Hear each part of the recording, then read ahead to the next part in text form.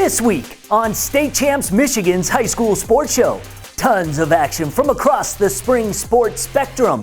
Some of the biggest matchups featuring some of the top teams and athletes. You know what time it is, so let's go. What's up, Michigan? Welcome to State Champs. It's your boy Lorne Plant riding solo this week. Jenna Rowe's not here today, but she'll be back soon. The show must go on. We're presented by Lawrence Technological University. Recruit yourself to one of 24 varsity sports here at Lawrence Tech. So many great degree programs too, including media communications, a great internship program for LTU students waiting for you right here at State Champs. Don't wait. Recruit yourself at LTUathletics.com. We've got a change in our total softball player of the year race, and we'll meet Woodhaven's baseball coach whose team is one of the tops in the state. The Detroit Lions have had enough attention. It's time for high school sports to take center stage.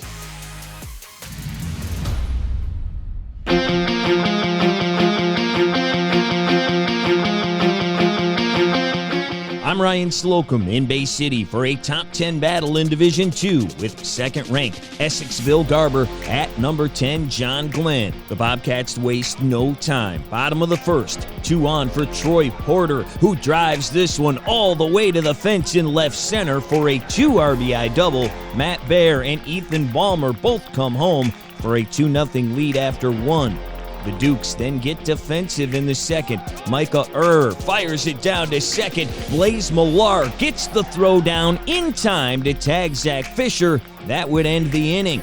Meanwhile, Tanner Sontag was dealing for John Glenn. He gets the University of Michigan commit Tommy Shapansky to go down swinging. Sontag allowed just 3 hits with 4 Ks. John Glenn going back to work in the bottom of the third. Bases loaded for Nathan Ball, who takes the pitch off his foot.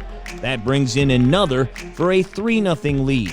Next batter is Porter, and he comes through again with the single to left. Bear touches the dish. That makes it a 4-0 game. And the big inning continues. Troy France hits a liner that goes off the shortstop's glove and into center field. Ball comes around to score, giving the Cats a 6-0 lead after 3.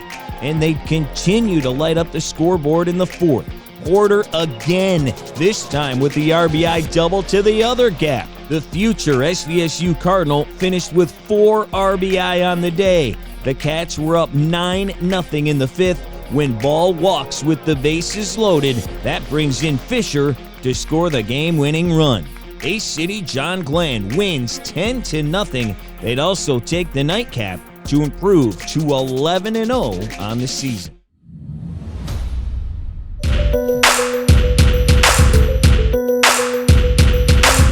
More action from the Diamond. The Marauders of Gibraltar Carlson hosting the 2019 Division IV State Champs, the Bulldogs of Petersburg Summerfield.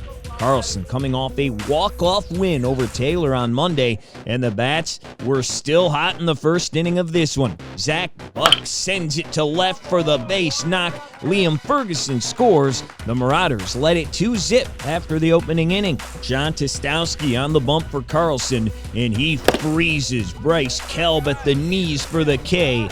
That ends the top half of the second. More from the Marauders in the bottom of the frame. Lucas Cornett comes through with the single to left. That puts Carlson up a 3 spot. Meanwhile, Tostowski still dealing. He brings that high heat to send Ethan Eiler down swinging. The Bulldogs were threatening in the fifth with ducks on the pond. Tying run at the dish. Jake Wadsworth grounds to short. Cornett with the backhand snare off the short hop, and he gets it to first in time to end the threat. Carlson still leading by 3. The Marauders add to their lead in the fifth. Liam Ferguson gets turned. Deep and gone over the big blue fence for the 2-run jack. Carlson now up 5. Still in the fifth. Bucks takes one the opposite way, this time just short of the fence. Rob McEl's on his horse, motoring around from first. The big fella slides head first at the plate, and after an errant throw, Bucks crosses the dish as well. The Marauders in command, leading by 7.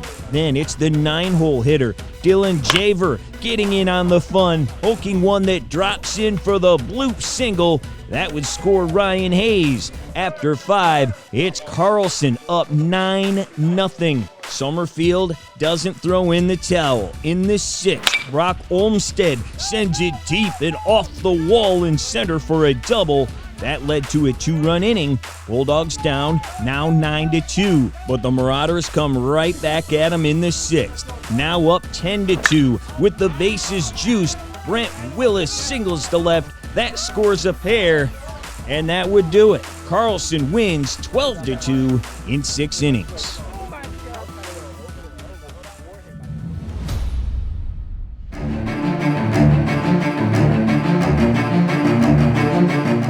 Let's go to the marquee matchup in the Downriver League from Wednesday afternoon as Trenton went on the road to take on the Warriors from Woodhaven. A pair of Michigan State commits throwing in this one, Micah Ottenbright for Trenton and Ryan Shapaniak for Woodhaven.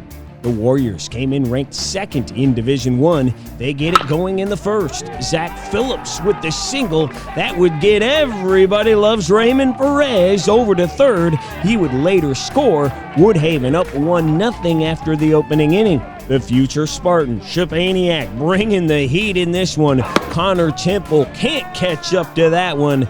That would end the top half of the 2nd. Ottenbright answers in the bottom of the frame. He's throwing some cheddar as well as Philip Miller goes down swinging. We stay in the 2nd with Woodhaven now up 3. It's Perez ripping it to center. That would score Austin Alter, and it expands the Warrior lead to 4. More from the Woodhaven bats in the next inning. Joe Henniger's grounder stays fair for the single. Phillips motoring his way on home. The Warriors cruising up a 5 spot. But Trenton would get one back in the 5th. The junior Jason Marshall with the solo blast. The Trojans now on the board, trailing 5-1.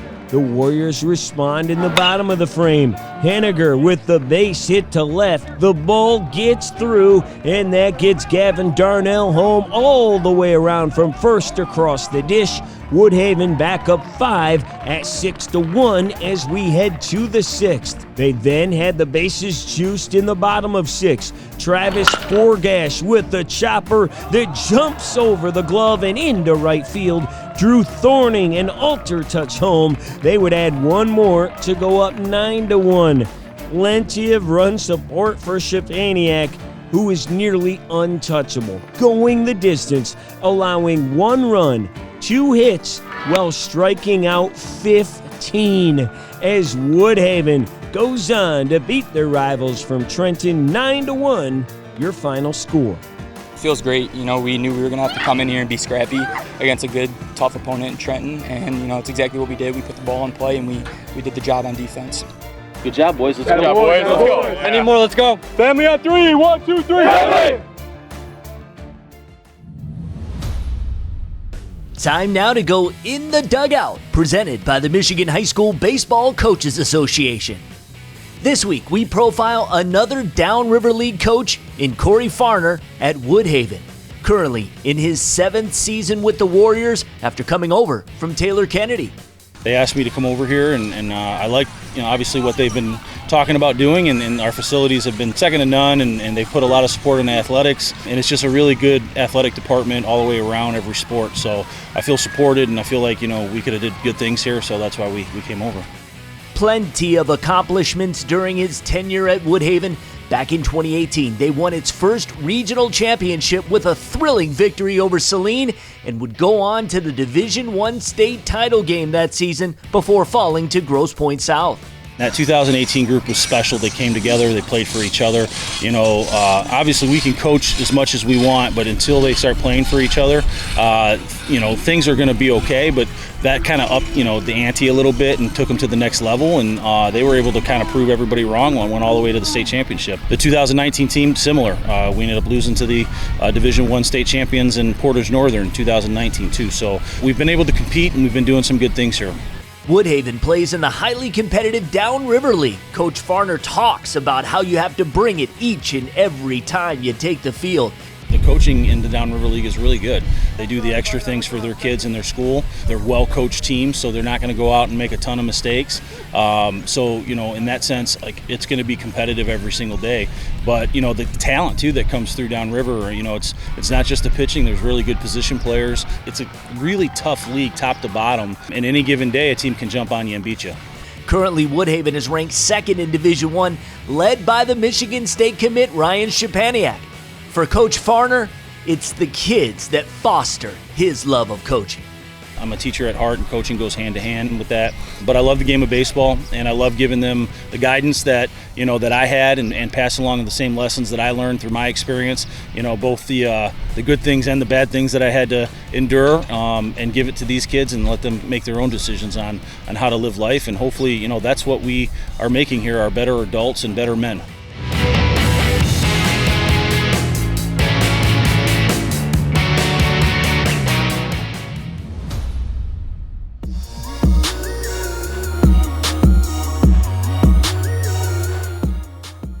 I'm Greg Molson on the North Course at Oakland Hills Country Club for the Next Tee Invitational, featuring many of the top teams and players in the state. Even with the cold and windy conditions, there were plenty of great shots like that one. And how about this one from Ann Arbor Skyline's Luke Richard on the 7th?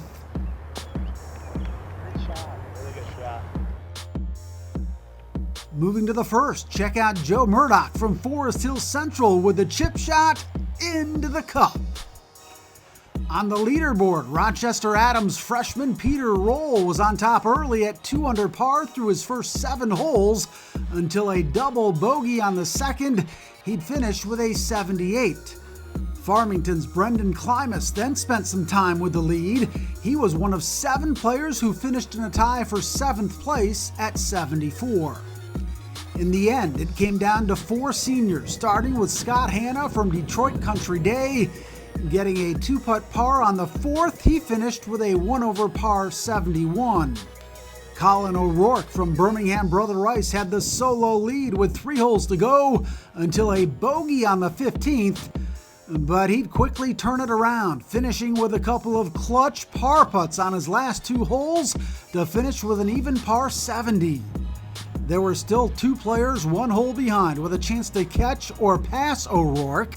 Andrew Taylor from Muskegon Mona Shores hits a clutch birdie on the 14th, grabbing a share of the lead. His playing partner, Brighton's Davis Codd, also at even par on his final hole with a chance to win if this goes in, but it just misses. Taylor then has a par putt to finish at even par, and he drills it, tying O'Rourke. Dodd with a chance to make it a 3-way tie atop the leaderboard, but he misses the short putt, so it's Andrew Taylor and Colin O'Rourke sharing medalist honors at even par. Yeah, it was pretty stressful. I had 2 5-footers, slippery 5-footers on my last 2 holes, and I made them. I just had to stay calm out there, and I can't lie, I was feeling a little nervous out there, but happy to get that I got it done. I mean, this is a great field. Like, there's so many good golfers here today, and I mean, I'm kind of speechless. Proud of myself, happy with the way I played today, but I mean, there's always room to get better. Led by the medalists, the team race also came down to Brother Rice and Mona Shores, and it could not have been any closer, with O'Rourke and the Warriors edging out the Sailors by 1 stroke with a team score of 296. This is very rewarding since we're a Division II school. Very rewarding. But it's not always about winning, it's seeing the facial expressions in the kids out here. You see their eyes, oh my God, I'm playing Oakland Hills North Course. It's a real treat. I've been blessed. The members here are outstanding, very gracious to let us host the tournament here.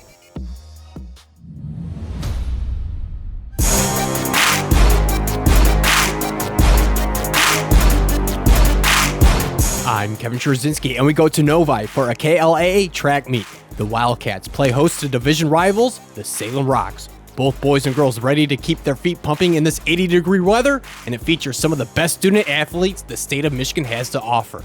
DAC Male Athlete of the Year nominee Miles Brown from Novi has the spotlight on him. But first, we'll kick this off in the 3,200 meter relay. Both boys and girls running at the same time, and we'll focus first with the boys' side. The first exchange saw Novi jump out to a 5-second lead, and from there, the Wildcats never looked back. The squad is consisted of Griffin Conway, Marvan Rama Rama, Mehir Gupta, and Matthew Gustidis. They took off winning by nearly 25 seconds. Final time, 8 minutes, 36.78. And on the girls' side of the race, it was the Rocks who turned on the jets and set it in cruise control. The A team driving this race out of reach, Olivia Millen, Reagan Justice, Marissa Henry, and Alana Wheeler would beat everyone out by over a minute. Final time, 10 minutes 02.22. Sticking with the girls' side of the meet, and we check out the fast 100-meter dash. Center of your screen is Wildcat sophomore Hibika Soga. She's lightning fast on this day, posting a 13.28 for the win. Wildcat sophomore Shaylin Carroll just edging out Salem's Haley Faulkner at the finish line by a hair. And finishing with the girls' 100-meter hurdles, the first couple jumps were neck and neck. The young sophomore from Salem, Aileen Lemieux, showing how strong she is on this day, displaying the flex at the end. She gets the dub, posting at 18.84. Salem would take the girls' meet over Novi by 24. Now onto the boys' side, and to the 1,600-meter run we go. This race featuring DAC Male Athlete of the Year nominee Miles Brown. The first few times around, we had a trio of Brown, Matthew Gustidis from Novi, and Talha Sayed from Salem leading the way. But the Rock senior Sayed had other plans to upset the Wildcats. He posts a personal record 4 minutes 15.70 for the win, as Miles Brown 5 seconds behind him for second, and Gustidis finishes third. And finally, we end it here in the 400-meter dash. Miles Brown, the favorite to win this one, and the senior is off. Coming around the bend, it would be the DAC Male Athlete of the Year nominee out front of this one, the senior, winning by 3 seconds with the posted time 50.35. The boys from Novi would take the meet over Salem by 7 points. State Champs Michigan's High School Sports Show is brought to you in part by Detroit Medical Center Physical Therapy and Sports Medicine.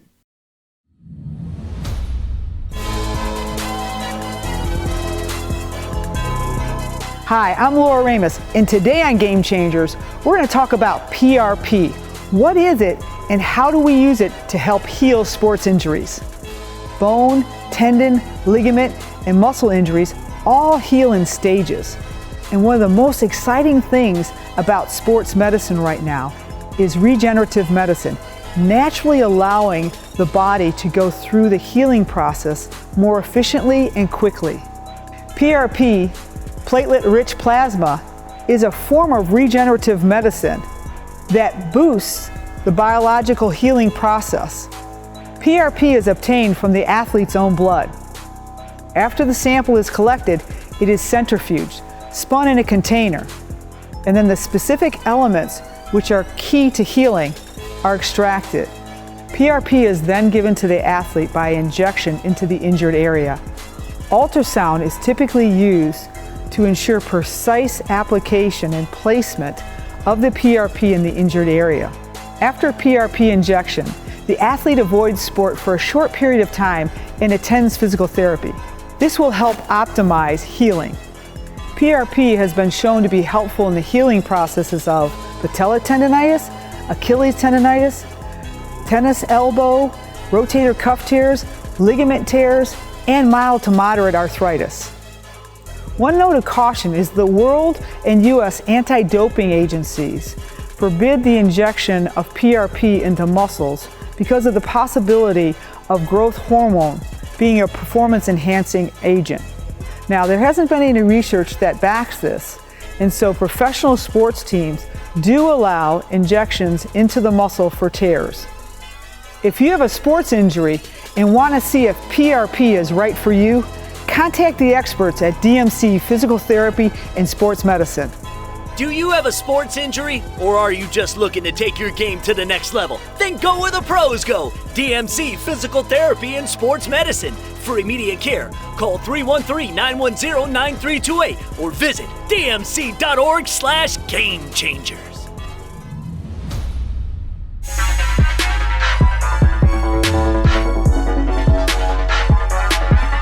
I'm Mike Erlitis. We head to a matchup between two of the top teams in their respective states. The Golden Bears of Upper Arlington from just outside of Columbus, Ohio, visiting the Warriors from Brother Rice. Back and forth battle in the first. The hosting Warriors mark the board first. Here's Paulie Fortino with a nice spin as he finds the corner. Rice up 1-0. The Golden Bears answer right back. Check out Sam Burns muscling and hustling his way in for the goal. Upper Arlington up 4-2 after 1. More from the Bears in the second.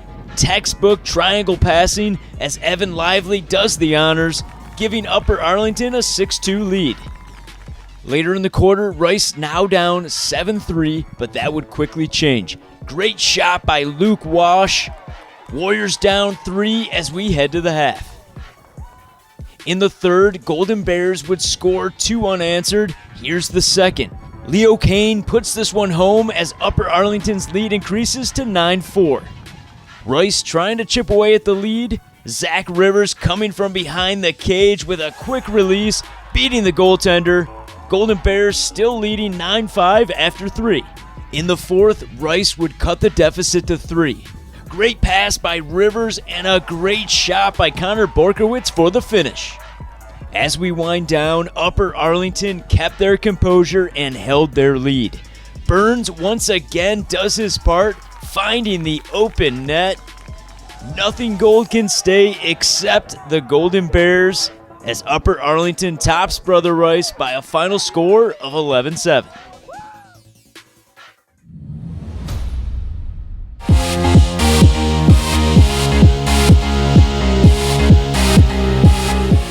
We head to East Grand Rapids for an Ottawa-Kent Conference matchup between two powerhouses in girls lacrosse. According to laxnumbers.com, the Rockford Rams, currently ranked second in the state in D1, the East Grand Rapids Pioneers, number 1 in D2. U.S. Lacrosse has them ranked 4th and 5th respectively in the Midwest.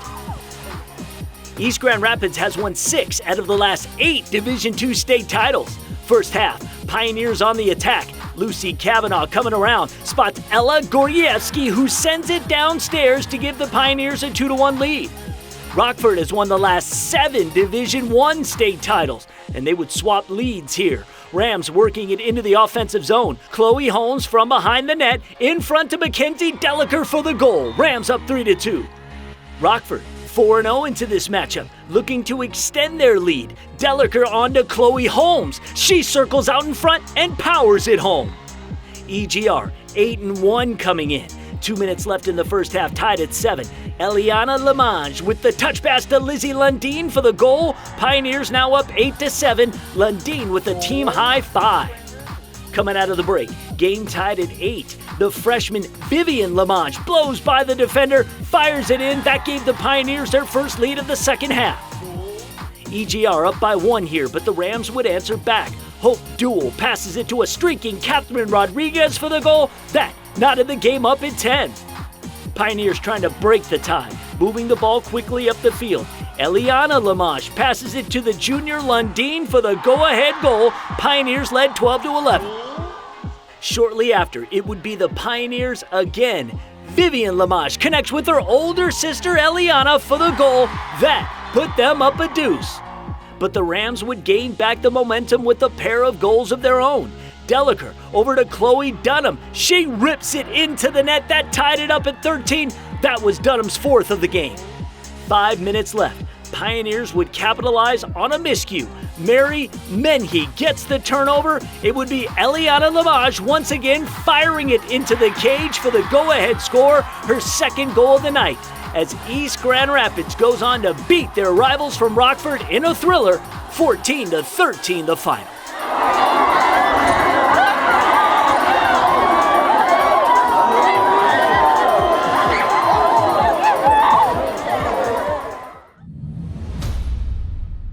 State Champs Michigan's high school sports show is brought to you in part by the Michigan Army National Guard, a proud partner of the MHSAA. Time now to take a look inside Lawrence Technological University Athletics. If you're a high school athlete with the dream of playing college sports, Lawrence Technological University wants you to recruit yourself. LTU offers over 24 varsity sports for men and women, along with several dozen world-class undergraduate programs. Athletic and academic scholarships are available in all sports. We caught up with one of the LTU band members to find out why he chose LTU. Hi, I'm Joshua Furman. I play trumpet in the LTU marching band. I've always loved band since high school. You know, just hanging around with your friends, goofing off, playing music, the best. I figured, same thing at high school, come over to LTU, experience the same thing, just new people. I always knew that I wanted to stay home so I could, be with my family. And it was a nearby commute, so it was easy for me. Also, classroom sizes, small. I got to know my teachers and my classmates better, so I got to enhance my learning experience more. Because of LTU's small campus size, everything is connected, like within a good radius of each other. Like you could walk around the whole campus in under like 10 minutes. Easy to get introduced to the job force and plenty of restaurants to sample around. If you join marching band, you get a great scholarship. You can live on campus, $5,000 a year, live off it, $2,500 a year, and we get priority registration, so first picks of classes.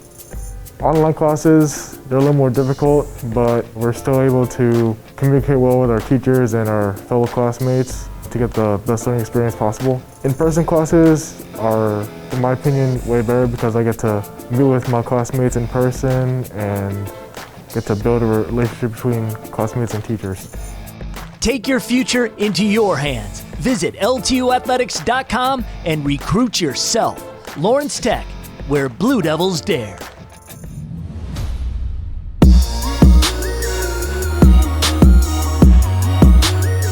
I'm Kevin Scherzinski, and we're at Canton High School on Legacy Field for Kensington Lakes West League softball matchup. The Canton Chiefs hosting the Brighton Bulldogs, Canton just playing their second game on the season. Freshman Emma Grau on the rubber for the Chiefs, and she was locked in early, catching Bulldogs Melanie Buzo looking for the strikeout to end the top of the first.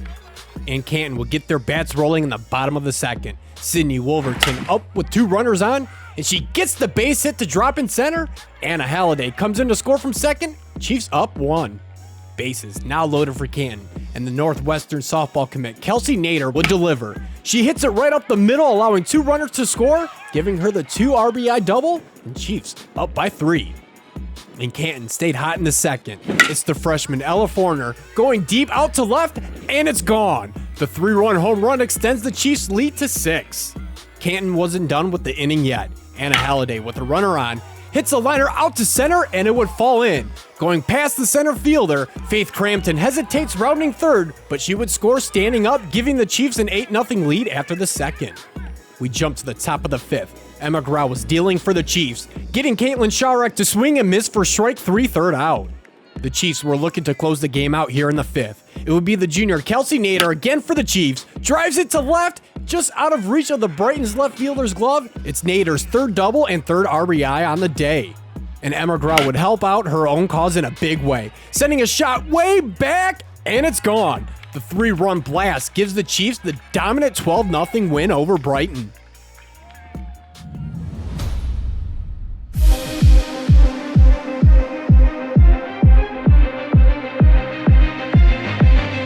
Hey everyone, thank you so much for coming back to State Champs for another update in our Total Softball Player of the Year race. I'm Lorne Plant, joined as always by Donnie Dreyer. And Donnie, we are making a change this week. Before we get to that news though, however, it's really great. You had an opportunity to see a bunch of teams in one place. Tell me how it went. Saw a bunch of good teams this past weekend and a lot of great dynamic duels. You know, we saw Howell, who's got Avery Wolverton, great pitcher, but they got a great hitter in Maddie Springer.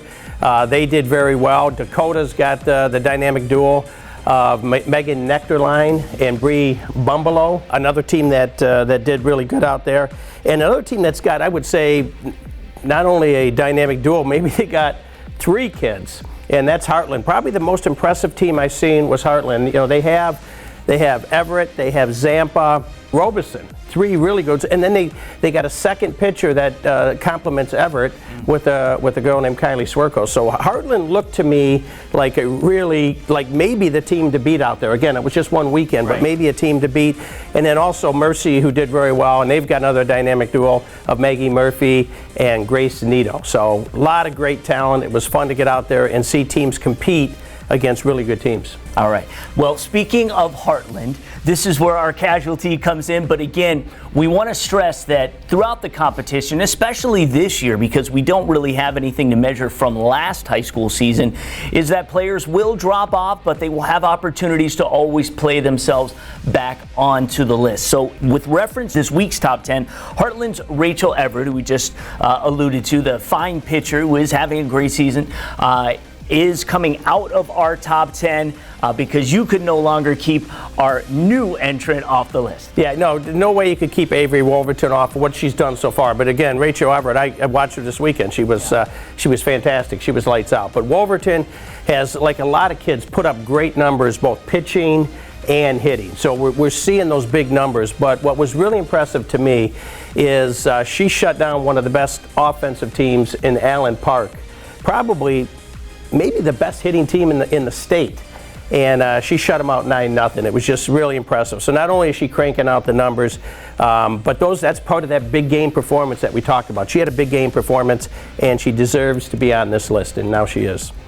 So congratulations to Howell's Avery Wolverton. You are now in the top 10, and your fan base can now begin voting for her. So one of the things we always want to do is kind of update where the voting is at, and want to address a couple things if those of you have concerns, just because sometimes we see balloon votes and we feel that somehow that may be nefarious in some way. It's not. Everything's, being done according to the rules and the plan. But Maggie Murphy has an excellent fan base out there. She's got over 20,000 votes. She is in first place right now. Megan Nectarline at about half that number at just a little over 10,000. And then Kelsey Nader rounds up in third right now in the voting. So the best thing you can do is to get out there and vote. You go to our website, statechampsnetwork.com. What we do every week here at State Champs, a new show this year, State Champs Swing Away, and that is our podcast. And so I know that you've been getting some really fabulous reaction and response. People are listening. What are you guys getting into this week? We're going to talk more about performances, a lot of shout-outs on great performances, but we're also going to put an emphasis on some of the teams and kids on the west side of the state, maybe less populated areas. So we're going to focus on that and give some people some much-due attention. So that's going to be the main focus on the Swingway, and we are going to touch on something called the USA High Performance Program, which is a way Michigan kids can get on the radar for Team USA. Well, there you go. So obviously a lot of great information coming out every week. Donnie and Brian Chittister from College Bound Jocks, Jenna Rose kind of keeps it all together, ties it bind, and you can check out State Champs Swing Away wherever you get your podcasts. A great platform that I go and listen to all of our shows is at Spreaker, so Spreaker.com. You just search State Champs Network. All of the podcasts we're doing 3 here in the spring: the baseball extra innings, the softball swing away, and our lacrosse face-off podcast. So you can check those out and enjoy them. One thing before we go, we had done a story a couple of years ago on Sophie Varney. She was a player at Portage Central. She was fighting a terrible disease, DIPG, and at the time we had done the story, she had an opportunity as a freshman to come up and play with the varsity. They wanted to give, and she had a couple of hits when she played, so she earned her spot. But it was really a great thing. It was a surprise. She did not know she was going to be getting into the second game, and she had an opportunity to play and just be one of the girls. And it was so they started a Sophie Strong campaign. And on May 1st, on Saturday, Portage Central was having another celebration of her life. Unfortunately, Sophie passed away in December, but the impact that she left on the program, we'll do a little write-up on it at statechampsnetwork.com that Matt Mowry will take care of. And then we'll have something from the ceremony and the game and some remembrance of Sophie and the impact she had at Portage Central. So again, great things that the softball community do when they rally together to help each other in times of adversity. And they want to celebrate Sophie in the way that she wants to be celebrated, and that would be on the softball diamond. Sure. Yes. So fantastic. So that is our update. Again, make sure you go to the website and vote, and we'll be back with another update next week. State Champs Michigan's high school sports show is brought to you in part by the Detroit Athletic Club Foundation's Male and Female High School Athlete of the Year Awards, taking place June 7th.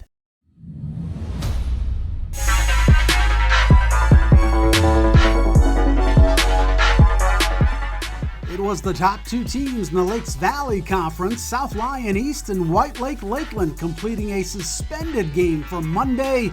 I'm Greg Molson, picking it up with Lakeland leading 7-6 in the fourth, and the Eagles add to their lead. Kevin Krill hitting one deep to left. It is off the wall on a bounce, driving in Andrew Platt to make it 8-6. The Cougars answer in the bottom of the inning, scoring two. Brandon Heffernan with a drive into the left field corner to bring in a run to tie it up at 8-all. Moving to the top of the seventh, Nolan Hull reaches up for the high fastball, sends this one flying deep to left center. It drives in Chase Curry for the Lakeland lead.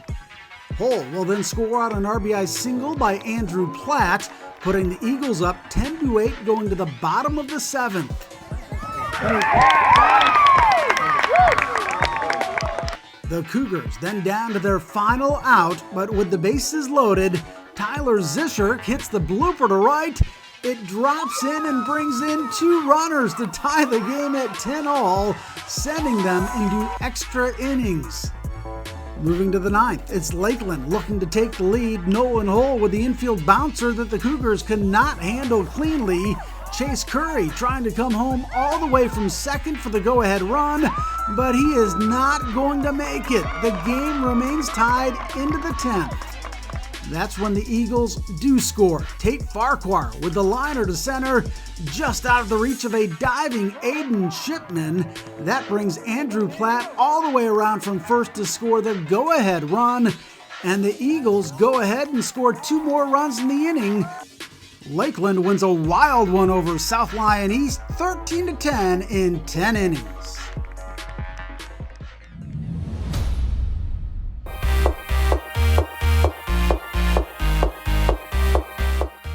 Dylan Morello here as we head to Country Day at Hillview Field for the girls soccer matchup between two undefeated teams on the early season, the Country Day Yellow Jackets and the Notre Dame Prep Fighting Irish. We pick things up with 19 minutes left in the first half. Yellow Jackets moving the ball around the net. Sophie Endrud fires it towards the net, and off the header, Madison Salzenstein knocks it in to put Country Day up 1 in the first. Later in the first half, Country Day off the throw-in, Serena Yu boots it towards the net, Salzenstein sprinting towards the loose ball, and she gets the foul called to set up a free kick. Salzenstein here winding up for the free kick, and Notre Dame's Sophie Thiem makes a nice save to keep the score at 1 heading into the break. On to the second half, 20 minutes to go in the game. Country Day off the corner kick, Salzenstein with the header attempt, but Sophie Thiem makes an acrobatic save to hold the Yellow Jackets at bay. Yellow Jackets trying to add an insurance goal with 15 minutes left. Salzenstein once again maintaining possession of the ball on the Glaza. Glaza to Jordan John, who fires it past Thiem's reach to extend their lead to 2. And Country Day wouldn't stop there as they would add a pair of goals in the second half. Fighting for the ball around midfield, Glaza gives a lead pass to the sprinting Madison Salzenstein. She rips it from far out over top the goalie, and Salzenstein gets her second goal on the evening. As Country Day goes on to win over Notre Dame Prep with a final score of 3-0, Yellow Jackets remain undefeated on the early season.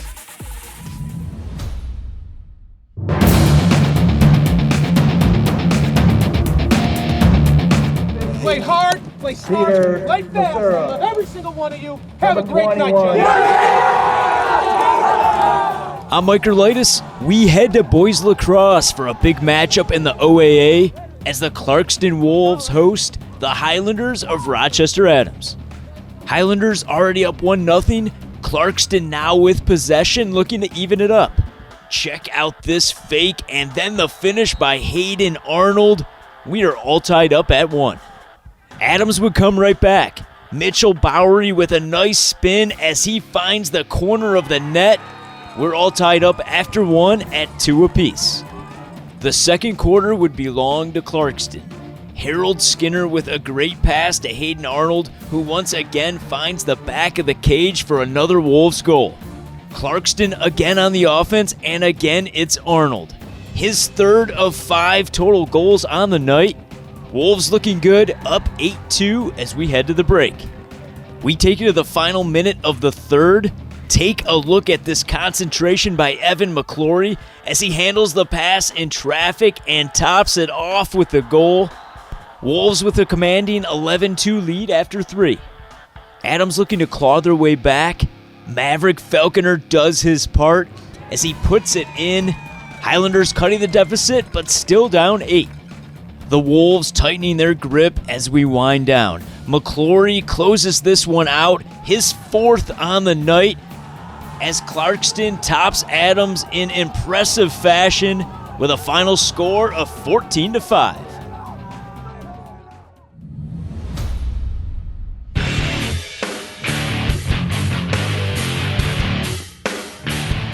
I'm Lorne Plant, and we go west for a Division II baseball matchup. The third-ranked Hawks of Forest Hills Eastern at home, taking on the Sailors of Grand Rapids South Christian, trying to play their way back into the top 20. Let's start things off bottom of the first. 2 runners on for the Hawks. Leo Hearn hits a shot just over the left fielder. Both runners come around to score. Hawks, the early 2-0 lead. Same at bat, and Eastern now with the bases juiced. Caleb Kuiper hits one to right that will be far enough to allow Justin Johnson to tag up. That added another run. Hawks were en fuego in the first. Jacob Palo gets a base knock. Carson Jelsima trots home, but Ethan Radakovich is thrown out at the plate trying to score from second. Sailors out of the jam. Hawks up 4 after 1. Top of the second. South Christian getting it going. Ducks on the pond for Cam Post. Base hit. 2-runner score. That cut the deficit to 2. More from the Sailors in the second. Alex Edson finds a hole just past the diving shortstop. Ross Boomsma rounds third, scores standing up. Sailors only down a run. But the Hawks would answer right back in the bottom half of the inning. Justin Johnson up, bases full. He hits a liner out to left. Hawks putting 6 runs on the board in the second, giving them a comfortable 10-3 lead. Jump to the 5th inning. Runner on second for the Sailors. Nate Brinks getting all of it, way out to left center. That would be an RBI triple. South Christian down 6. They weren't done. Top of the 6th. Ribby runner on second. Ty Oatman singles up the middle. The run is in. Hawks lead down to 3. Last inning of play. Andrew Elms looking to seal the deal. He gets Alex Exon to ground to short, force at second, and that would do it.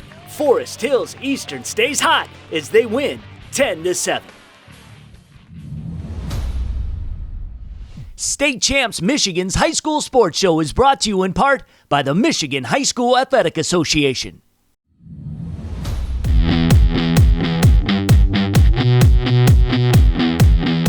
In Michigan, we now have a path forward where our kids can play without these, and we can really see our first steps back to true normalcy. That's everyone in our state getting vaccinated from COVID-19. The Michigan Department of Health and Human Services will lift the gatherings and face mask order once 70% of Michiganders are fully vaccinated. Other incentives kick in as early as 55% being vaccinated. We've received one question more than any other over the past 8 months. What can we do to get back to normal? We now have that answer. The MHSAA is encouraging as many people as possible to get vaccinated today. Go online and make an appointment. If you still need a second dose, make sure you follow up and complete that process. How great will it be to see large, big crowds cheering without wearing one of these? Again, we're encouraging everybody connected with school sports in our state to get yourself vaccinated today so we can get all of us, especially our kids, back to normal. Thanks for watching, and make sure you check out our 3 spring sports podcasts: State Champs Swing Away Softball, Extra Innings Baseball, and Face Off Lacrosse. Find it anywhere you get your podcast. We'll see you next week for a Mother's Day edition of State Champs Michigan's High School Sports Show. State Champs Michigan's High School Sports Show is presented by Lawrence Technological University, LTU offers over 24 varsity sports for men and women, along with several dozen world-class undergraduate programs. Athletic and academic scholarships are available in all sports. Visit LTUathletics.com and recruit yourself. Also brought to you by the Michigan High School Athletic Association, promoting the value and values of educational athletics. The Michigan Army National Guard, a proud partner of the MHSAA. The Detroit Athletic Club Foundation's Male and Female High School Athlete of the Year Awards taking place June 7th. Detroit Medical Center Physical Therapy and Sports Medicine. Do you have a sports injury, or are you just looking to take your game to the next level? Go where the pros go. Visit dmc.org/gamechangers. And the Michigan High School Baseball Coaches Association, a proud partner of state champs. For all things high school baseball coaching in Michigan, visit MHSBCA.org.